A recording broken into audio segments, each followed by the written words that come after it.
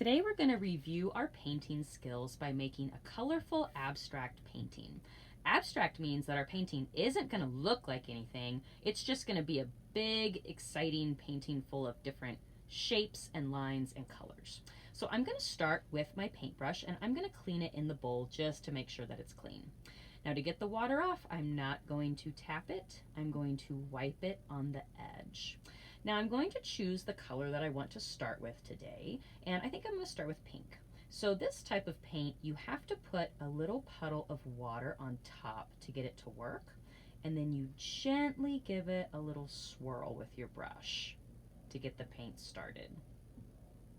Now once you have gently swirled your brush, but make sure that your brush still has a good hair day, you can put your first color on your paper. So I'm just painting very, very gently so that my bristles stay nice and pointy. Now when I want to change colors, I cannot put my pink brush into the new color and make it all dirty. I have to clean my brush off. Clean it off really well and make a new little puddle of water on my new color. These paints will not work if they're dry. You have to add water to it each time you use it.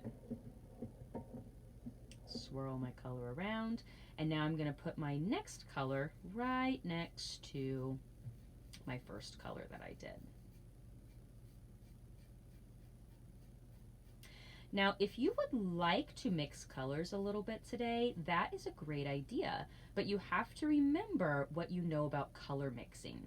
For example, I know that if I mix reddish pink with blue, I'm going to get violet. So if I want to kind of mix these together where they touch, that looks really awesome. I'm getting a beautiful violet color. However, I know that if I mix more than two colors together, if I mix a bunch of colors on my paper together, I'm probably going to get brown. So I have to be very careful with my mixing today.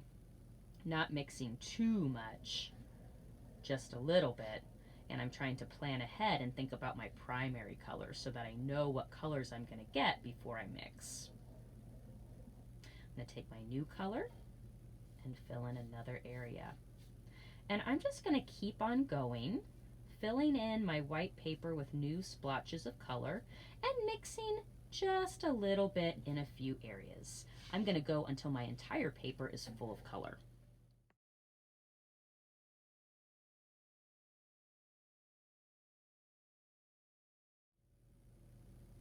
I've now filled in my entire paper with color. I was very careful that I did not use my brush to blend all the colors together. I only blended in a few little areas. And I was also really careful to clean my brush before I got a new color so that all of my paint in the tray stays clean. Now, after you do this step, we have a second step that we can do if we have extra time.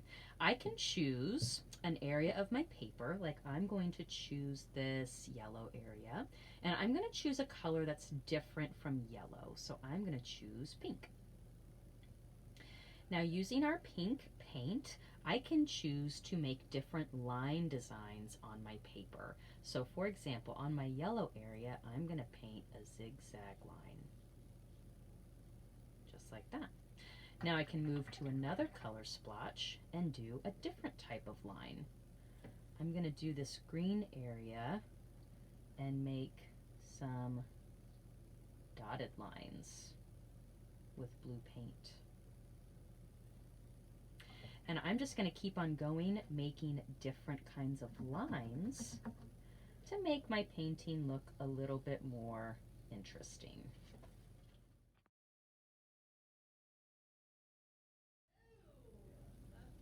When you feel like your painting has enough line designs, then we're going to leave our project to dry.